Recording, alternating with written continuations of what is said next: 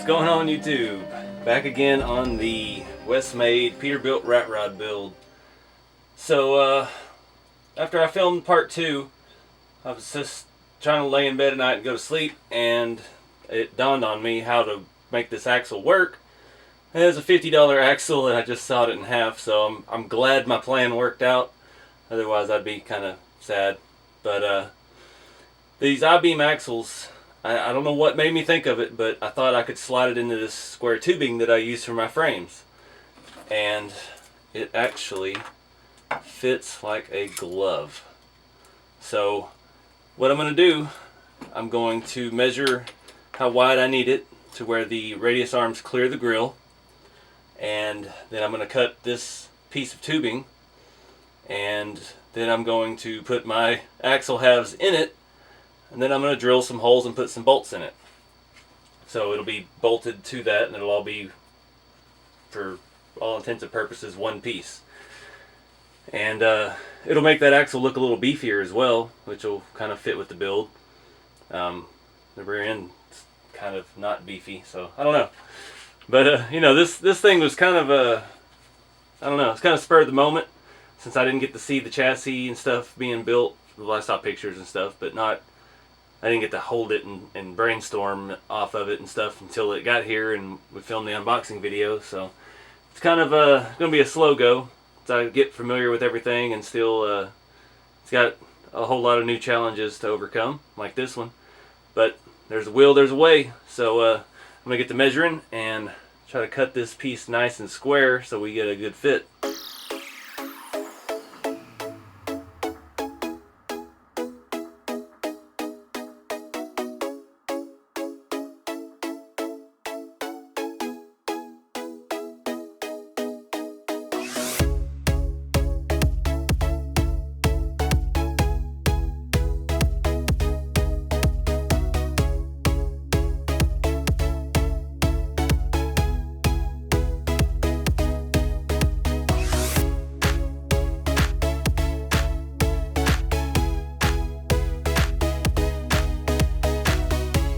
Alright guys, so had some successful engineering there and some unsuccessful. Excuse me. The axle is nice. It works. It's solid. I don't have to worry about it coming apart. I used my little home hardware kit, put some large diameter bolts through there. They were flathead, so you saw me struggle there trying to tighten them. I put these other RC four-wheel drive cruiser wheels on front because they look kind of like a semi front wheel. The center of the wheel kind of sticks out, but they're not on all the way because I didn't want to drill out the centers of them so much to fit this axle. But it's going to be an issue because with those sticking out as far as they do, they almost hit the headlights.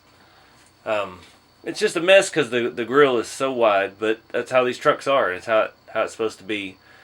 But since we widened the axle, these shock mounts will no longer work where they were. So I was wanting to put them on they're mounted right now to the radius arms. But you can either move the shocks in a little bit on the axle. Maybe, I don't think so because of the bolts that we're using. Might could work something out. I don't know. I'll have to play with the other rod ends and stuff, which I didn't get. I bought those Tamiya Grand Hauler shocks again off eBay, and they didn't come with springs, and it didn't come with the plastic rod ends for the bottom of them like they normally do, which I don't usually use those, but it's nice to have. So I've got the shocks on there, but they're doing absolutely nothing. The body's still sitting on the ground, and it's a big mess. But if I take actually, let's do that real quick.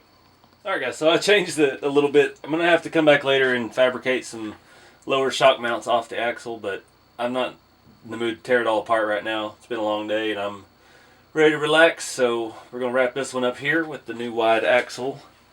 So you can see now took the shock end out of the rods, so it brought the axle back a little bit, which it does hit the headlights, but at our ride height it's not as bad, and I think it's going to work pretty well. And got to figure out a way to attach the shocks to either the inbound holes or the outboard holes that we drilled.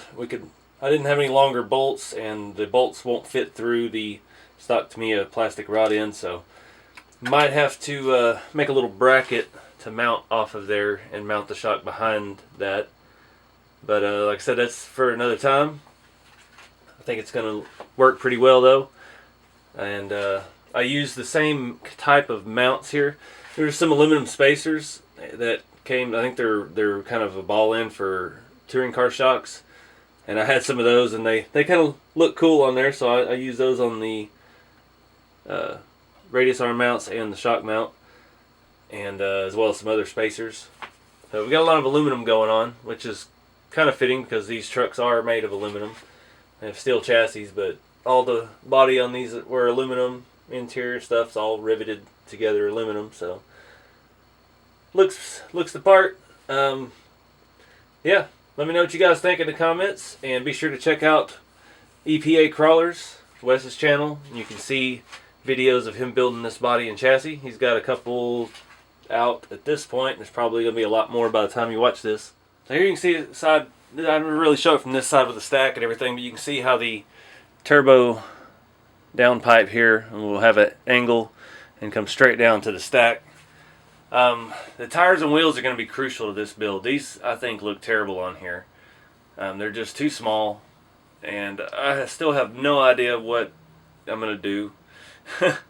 I almost need a 2.2 dually wheel, but I don't know what kind of tires and stuff to get for it, and you know, there's something that's got to be made most likely.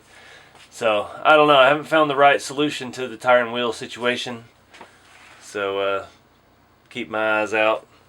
But anyways, appreciate you guys watching. Be sure to follow on Instagram, RC Everyday. And I'll see you on the next video. Keep it scale.